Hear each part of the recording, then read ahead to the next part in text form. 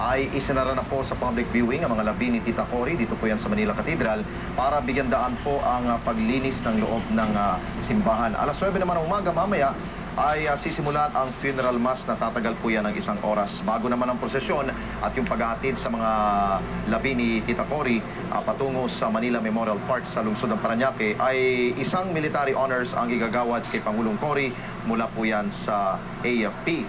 Samantala, bago naman na isara sa public viewing ay personal po akong nakalapit po dyan sa mga labi ni Tita Cory at kasabay ko po dyan ang ilan sa mga humahabol nating kababayan na mula po yan sa Pampanga at narito po ang kanilang mga mensahe.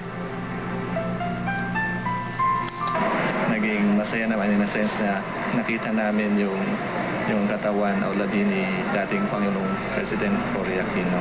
Ngayon, nung maupo siya, siyempre malaking pagbabago. Kaya maraming salamat. Kung magandang ginagawa ng isang tao, di mo ba, tinitingala, ika nga.